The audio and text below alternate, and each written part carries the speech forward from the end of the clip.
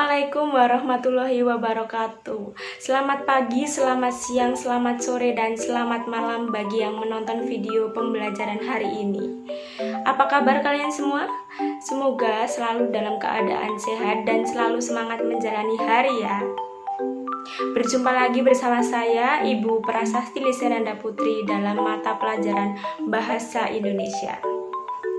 Sebelum memulai pembelajaran, alangkah lebih baiknya kita berdoa terlebih dahulu agar kita diberi kemudahan dan ilmu yang bermanfaat.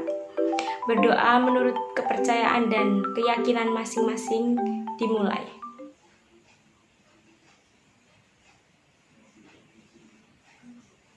Berdoa selesai. Sebelum membahas materi hari ini, Ibu ingin bertanya nih pada kalian.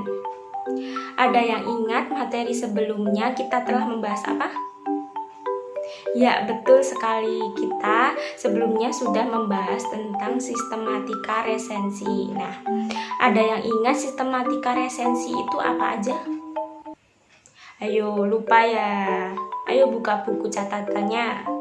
Nah, sambil Ibu ulas kembali ya. Sistematika resensi itu yang pertama ada judul, yang kedua ada identitas buku, yang ketiga ada isi resensi, yang keempat ada penutup resensi.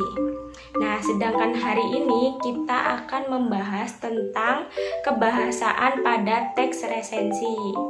Nah, ini dia KD yang akan kita bahas hari ini, yaitu KD 3.17 dan 4.17. Menganalisis kebahasaan resensi setidaknya dari dua karya yang berbeda, serta mengkonstruksi sebuah resensi dari kumpulan cerita pendek atau novel yang sudah dibaca. Sebelum mempelajari unsur-unsur kebahasaan resensi, mari kita ulas sedikit mengenai jenis-jenis resensi.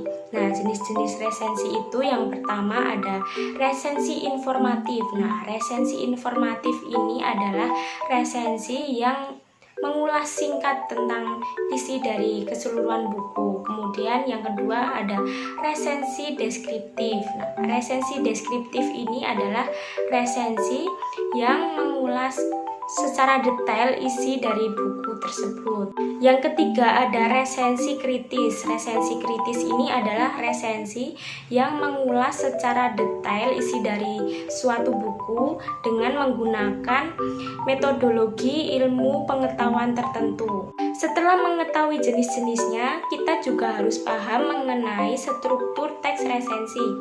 Struktur teks resensi itu apa aja sih? Nah, yang pertama itu mencakup identitas. Identitas itu ada judul, penerbit, pengarang, tahun terbit, tebal halaman, dan ukuran buku. Kemudian yang kedua itu ada orientasi. Orientasi itu adalah penjelasan yang ditulis pada paragraf pertama. Yang ketiga ada sinopsis. Nah, sinopsis ini adalah ringkasan yang menggambarkan isi dari buku tersebut. Yang keempat itu ada analisis. Nah, analisis ini meliputi analisis tema, penokohan, dan alur. Kemudian yang terakhir ada evaluasi. Evaluasi ini membahas tentang kelebihan dan kekurangan novel atau buku. Nah, sekarang kita masuk ke kebahasaan teks resensi.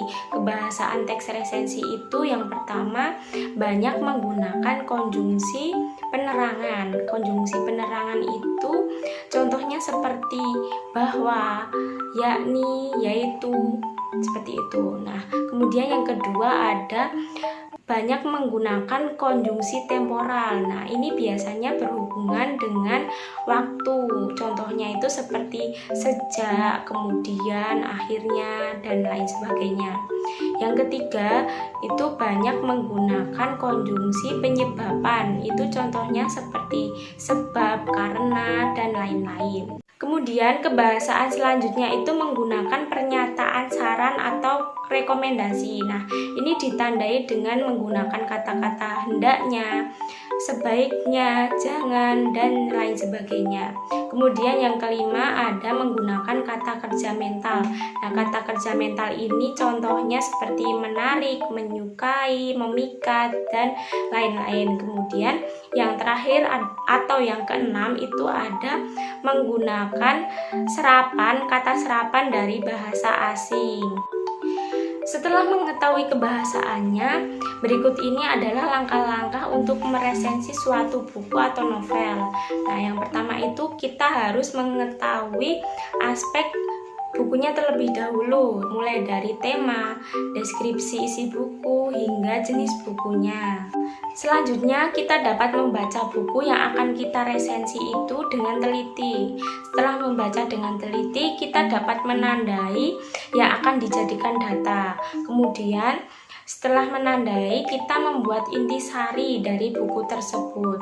Nah, yang terakhir itu kita menilai kualitas buku tersebut. Nah, bisa dilihat di belakang ibu ini sudah ada contoh resensi novel berjudul Garis Waktu karya Firsa Besari. Di sini juga sudah dicantumkan identitas novelnya, kemudian orientasi, sinopsis, serta analisisnya, kemudian juga ada evaluasi dari novel tersebut.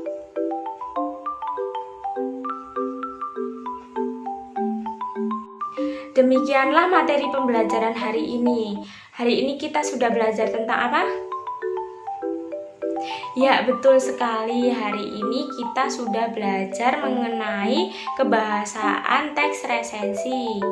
Jadi dalam resensi itu ada berapa unsur kebahasaan? Ya, ada 6. Nah, yang pertama itu apa? Menggunakan konjungsi penerangan. Kemudian yang kedua, menggunakan konjungsi temporal. Yang ketiga, menggunakan konjungsi penyebaban. Yang keempat, itu menggunakan pernyataan saran atau rekomendasi. Nah, kemudian yang kelima, itu menggunakan kata kerja mental. Nah, yang keenam atau yang terakhir itu menggunakan bahasa atau kata serapan dari bahasa asing. Nah, untuk tugas kalian di rumah, silahkan kalian bisa untuk menyusun sebuah resensi dari novel yang pernah kalian baca.